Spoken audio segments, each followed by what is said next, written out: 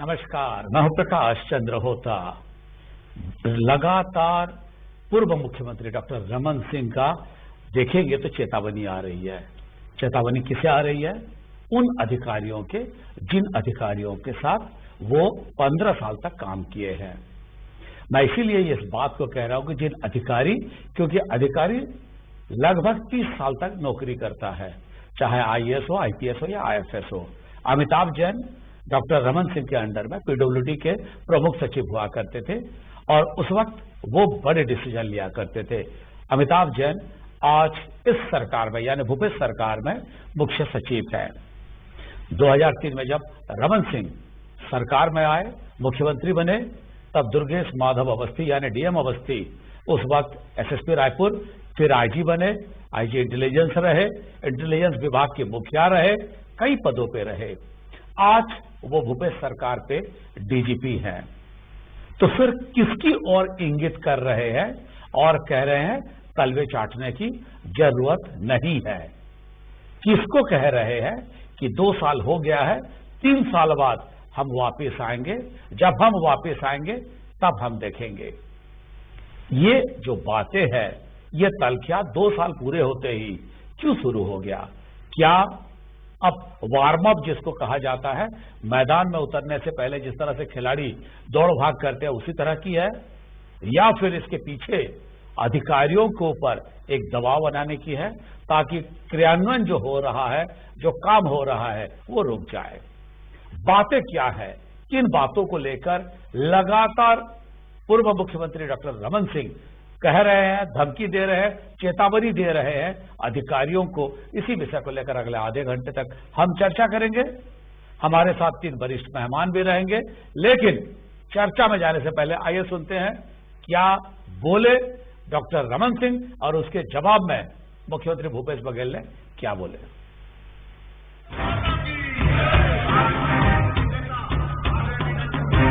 छत्तीसगढ़ के पूर्व मुख्यमंत्री रमन सिंह, जिन्होंने सालों तक प्रदेश की सत्ता संभाली और जिनकी सरकार पर प्रशासनिक तंत्र भारी होने का आरोप लग रहा था, आज वही अधिकारियों को चेतावनी दे रहे हैं। शुक्रवार को कवर्धा में सभा के दौरान रमन सिंह ने कहा कि जबरदस्ती इतना स्वामी भक्त मत बनो, वक्त बदलता है, सरकार के 2 साल बीत गए हैं और 3 साल बाद हिसाब किताब करने हम भी आएंगे। अधिकारियों ने लिखित में अनुमति दिया था, अगर उनको फोन आ जाता है ऊपर से, उस जगह पे नहीं होना चाहिए, भीड़ दिखना नहीं चाहिए, इतने लोग आ रहे हैं, उनको मालूम होता है, लगता है किसी कोने में कर दिया जाए। अरे अधिकारियों को तो गिने चुने दिन रहना है, उनको ज्यादा तलवे चाटने की जरूरत नहीं है और जबरदस्ती की गिरफ्तारी दिखाने का इतना स्वामी वक्त मत दिखाओ। वक्त बदलता है, 2 साल निकल गया है, 3 साल बाद हिसाब किताब हम भी लेने आएंगे, चिंता मत करो। दरअसल ये पूरा वाकया पूर्व मुख्यमंत्री रमन सिंह के गृह जिले में हुआ, जहां स्थानीय बीजेपी नेताओं ने गांधी मैदान में सभा की अनुमति एसडीएम से मांगी थी और अनुमति मिल गई थी, लेकिन सुबह प्रशासन ने गांधी मैदान की अनुमति रद्द कर बीजेपी को राजीव गांधी पार्क में सभा करने को कहा और उसी से नाराज पूर्व मुख्यमंत्री ने अधिकारियों को चेतावनी दे डाली। 2 साल हुआ नहीं है और ये हो गया है कि कॉन्ट्रैक्ट में जाते हैं, ठेके में जा रहे हैं, नीलामी हो रही है। जब कोई कॉन्ट्रैक्ट में जाता है तो उसको लगता है मैं तो कॉन्ट्रैक्ट में आया हूँ, मैं तो समय सीमा में आया हूँ, तो जितना वसूली कर लूँ। जुआ, सट्टा, अपराध जो बढ़ रहे हैं, इसमें कोई अंकुश इसलिए नहीं लगा सकता कि वो भी दे के आया है तो लेके लेता है। ये हालत पूरे प्रदेश में। इधर सीएम भूपेश बघेल ने कहा कि रमन सिंह इस तरह की भाषा का इस्तेमाल ना ही करें तो अच्छा है। अधिकारियों को डराने धमकाने की कोशिश न करें, परफॉर्मेंस के आधार पर अधिकारियों का ट्रांसफर होता है। रमन सिंह जी इस प्रकार की भाषा का प्रयोग न करें तो अच्छा है। 15 साल तक के इन्हीं अधिकारियों के भरोसे वो राज करते रहे। आज ये अधिकारी हमारे सरकार के हिसाब से काम कर रहे हैं, हमारी सरकार जो फैसला करती है उनके हिसाब से काम कर रहे हैं, तो इस प्रकार से डराने धमकाने की कोशिश न करें। देखिए, वो तो अधिकारियों को ट्रांसफर करने में 2 साल लगा देते थे। यहाँ ये है कि यदि कोई अधिकारी जिसको जिम्मेदारी दी गई है, जिस पद पर हैं, वो यदि ठीक से परफॉर्मेंस नहीं कर रहे हैं तो दूसरे अधिकारी को मौका देने, कोई सजा थोड़ी ट्रांसफर। प्रशासनिक अमला हावी होने की शिकायतें पहले भी कई बार होती रही हैं, लेकिन पूर्व मुख्यमंत्री जब खुद इसका शिकार हुए तब उन्होंने इसे लेकर सार्वजनिक रूप से नाराजगी जाहिर की। बहरहाल सत्ता चलाने वाले ही इस बात को बेहतर जानते हैं कि प्रशासनिक मनमाने का शिकार जनप्रतिनिधि तब ज्यादा बन रहे थे या अब। देवव्रत भगत, न्यूज़ 18 रायपुर। इस बातों को सुनने के बाद, इस बयान को सुनने के और इस बातों को देखने के बाद आप समझ गए होंगे तलखियां किस तरह से बढ़ी है। ये और बात है, मुझे वाकया याद है, मुख्यमंत्री डॉक्टर रमन सिंह जब थे तब 24 घंटे में उन्हीं के ही जो सिक्योरिटी एसपी था, एक आईपीएस ऑफिसर को पोस्टिंग हुई थी और तुरंत हटा दिया गया था। क्यों हटा दिया गया था, उसको लेकर काफी बवाल हुआ था। अधिकारियों को अपने ढंग से हर कोई चलाता है। क्या इस तलखियों का मायने है और इसको क्या समझा जाए, इन सारी बातों को लेकर हमारे साथ 3 वरिष्ठ मेहमान हैं। सच्चिदानंद उपासने, बीजेपी के वरिष्ठ नेता आरएसएस से जुड़े हैं, वो भी हमारे साथ हैं। नितिन भंसाली, कांग्रेस के नेता, वो भी हमारे साथ हैं। और रवि भोई, जाने माने पत्रकार, वो भी हमारे साथ है। तीनों मेहमानों का मैं स्वागत करूंगा। उपासने जी, इसके मायने क्या समझा जाए? जो तलखियां दिखी, ये रमन सिंह के स्वभाव नहीं है, इसको क्या समझा जाए?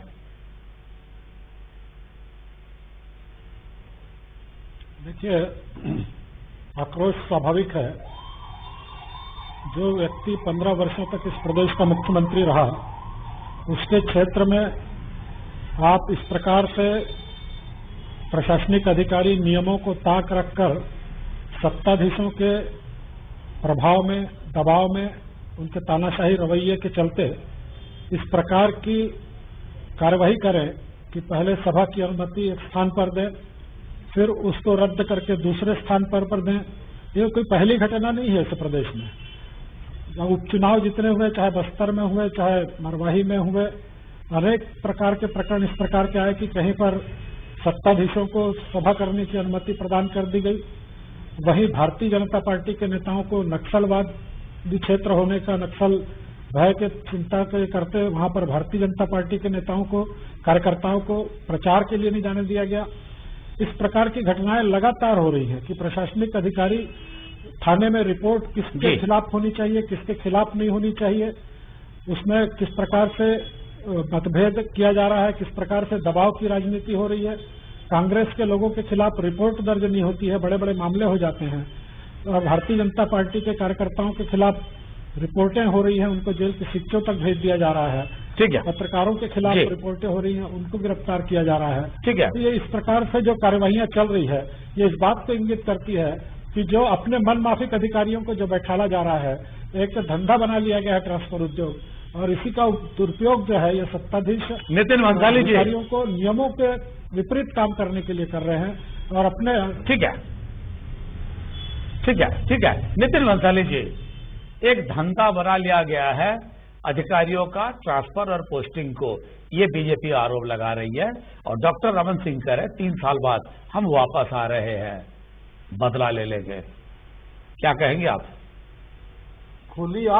खुली आंख से सपने देखने में कोई बुराई नहीं है। रमन सिंह जी अच्छे से सपना देखें। और अभी ये जो कह रहे थे कि धंधा बना लिया है, तो 15 साल धंधा इन्होंने बना लिया था।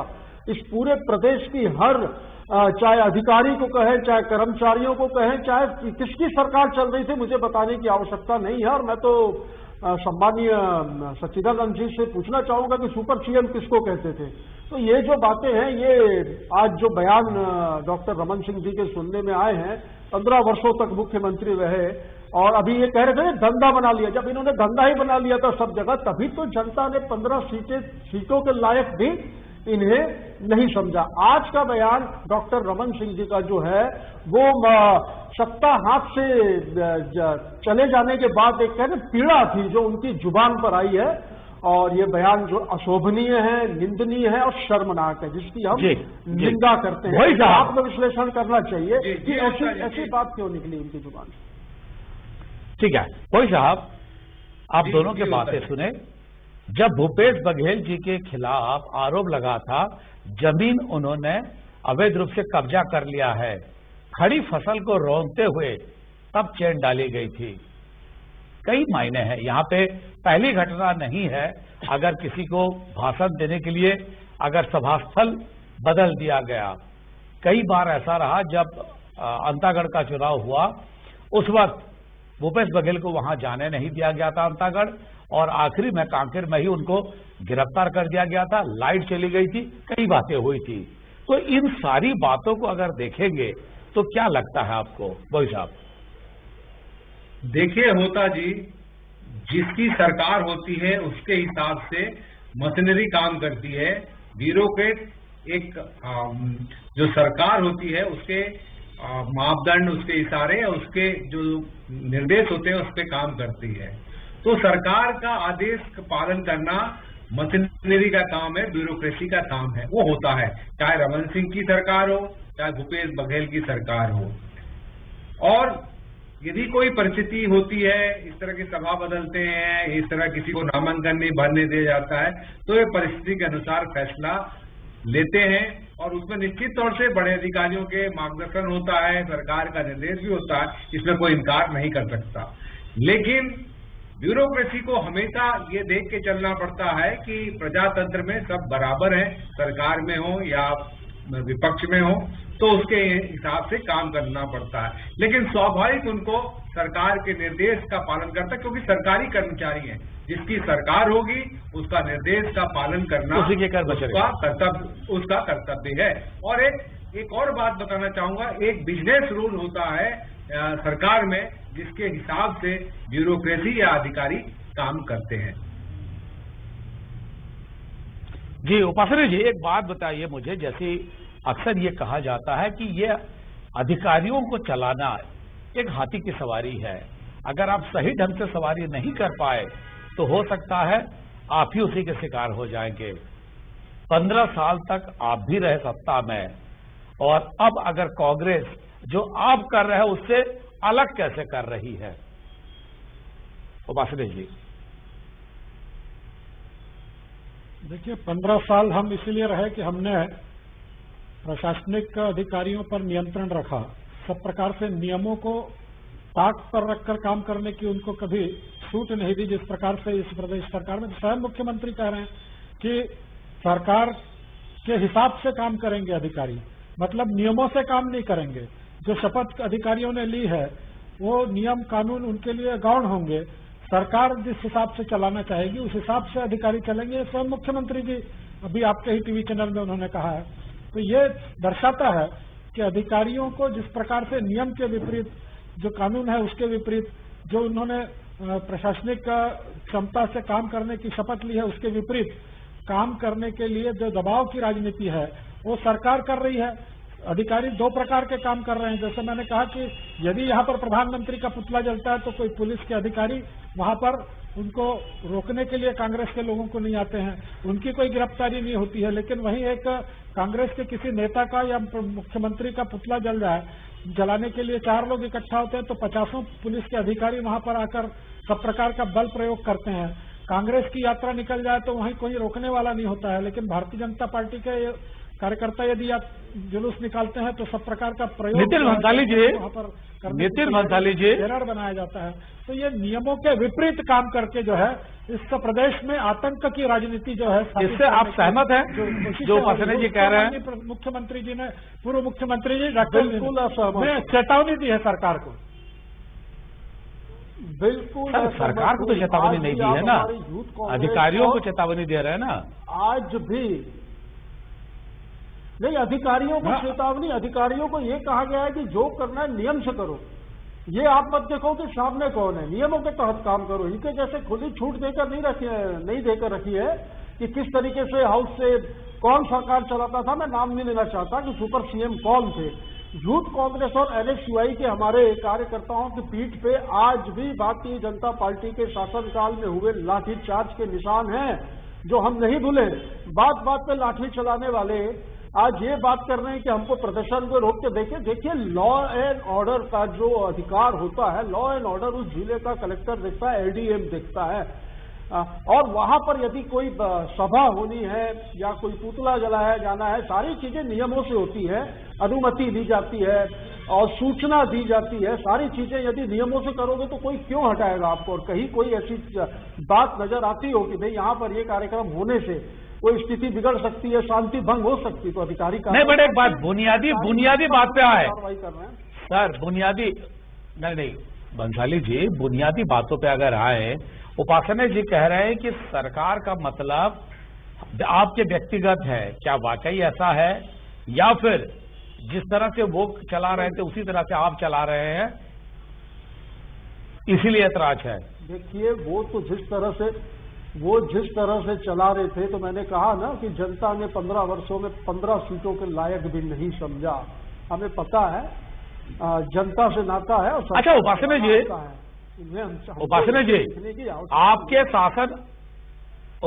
आपके शासन काल में भी भूपेश बघेल जी के खड़ी फसल को रोकते हुए वहां पे नापजोख की गई थी, जमीन में अवैध कब्जा है या नहीं है। अरे भूपेश बघेल जी की मां को प्रकाश दिया, भूपेश बघेल जी की माता जी को भी ईओडब्ल्यू के ऑफिस में बैठाया गया था, जहां उनकी तबियत बिगड़ गई थी। भूपेश बघेल जी को जेल भेजा गया था, क्या किया गया? तो जो अधिकारी उस वक्त खड़ी फसल को रोकते थे, उसमें तो सारी बातें उस समय सर बारिश में कहाँ खड़ी फसल पे कब होता है सर? इस प्रकार से उन्होंने जिन लोगों के लिए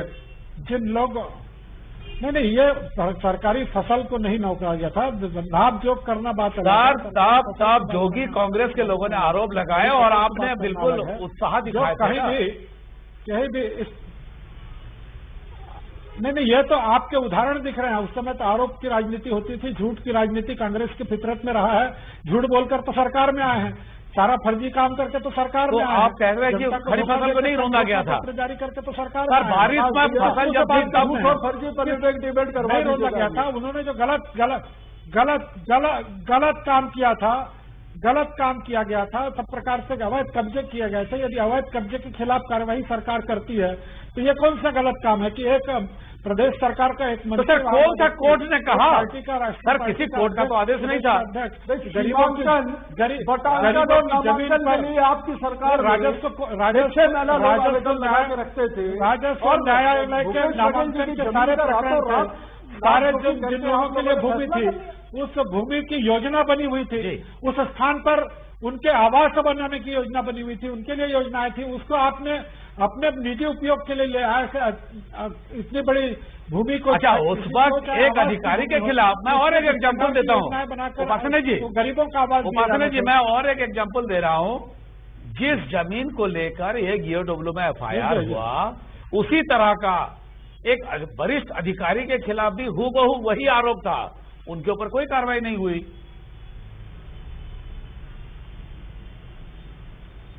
ये अदालत से स्थगन लाने के बाद किस प्रकार की कार्रवाई होगी? कोई अधिकारी अदालत चला जाए और स्थगन ले जाए तो उसके खिलाफ नहीं लाए थे, तब आप ही की सरकार थी सर। नहीं कर सकती सर, तब तो अदालत गए ही नहीं थे। अदालत से स्थगन तत्काल लाया था उन्होंने जाकर, और अदालत से स्थगन के बाद ही किसी प्रकार की कार्रवाई नहीं हुई। ठीक है वही साहब, छत्तीसगढ़ में लिखा है अधिकारियों के खिलाफ, अधिकारियों को जैसे कहा जाता है एक हाथी की सवारी है, आप ढंग से सवारी नहीं कर पाए तो हाथी आप ही की सवारी करेगी। रमन सिंह के नो डाउट पहला 2 साल जो 2 टर्म जो रहा बेहतरीन रहा, सभी लोग माने, तभी तीसरा टर्म दिए। लेकिन 3rd टर्म पे उनके ऊपर यही आरोप लगा कि अधिकारी सरकार चला रहे हैं, नेता पीछे रह गए हैं। ये उन्हीं के मंत्री बृजमोहन अग्रवाल जैसे वरिष्ठ नेता ये आरोप लगाते थे पार्टी के अंदरूनी मामले में कि भाई जब अधिकारी ही सरकार चलाएंगे तो फिर कैसे चलेगा करके। भाई साहब क्या कहेंगे उसको लेकर? देखिए उस समय बहुत सारे आरोप लगे, ब्यूरोक्रेसी हावी होने के आरोप लगे, और ये भी कहा गया कि घोड़े पे यदि सवार अच्छा नहीं तो घोड़ा पटक देता है। ये बहुत सारी बातें हुई, लेकिन ये तय है कि जो भी सरकारी कर्मचारी होता है या जो भी सरकार होती है उसके मुताबिक काम करना होता है और रिस्पॉन्सिबल होता है। सरकारी अधिकारी उपासना जी, जिस पार्टी किस पार्टी की सरकार है या कौन मुख्यमंत्री है। उनको तो एक डायरेक्शन होता है, उसके हिसाब से काम करता है। ठीक है, और हर अगर सरकार के हिसाब से कर्मचारी काम नहीं करेगा तो रूल बुक के रहेगा, और जो उनको जो कोड रहता है, जो उनको निर्देशित किया जाता है, नहीं तो उनके ऊपर डिसिप्लिनरी अनुशासनात्मक कार्रवाई होगी। तो कैसे उस चीज को वो इनकार करेगा? तो क्या आपको लग रहा है जो अधिकारी काम कर रहे हैं वो राजनीतिक उद्देश्य रख के काम कर रहे हैं?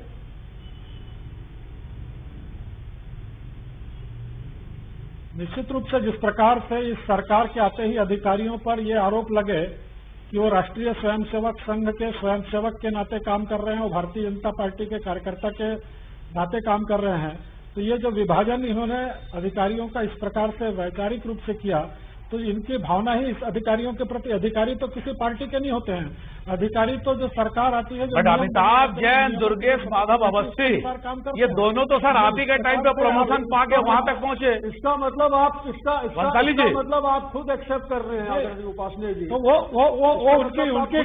उनके कर्तव्य निष्ठा के आधार पर पहुंचे, लेकिन आज उसी अधिकारियों पर आप जिस प्रकार का दबाव बना रहे हैं, कहीं न कहीं जिस प्रकार का दबाव बना रहे हैं, इस प्रकार की कार्रवाई, उस प्रकार की कार्रवाई करने के लिए हो रहे हैं।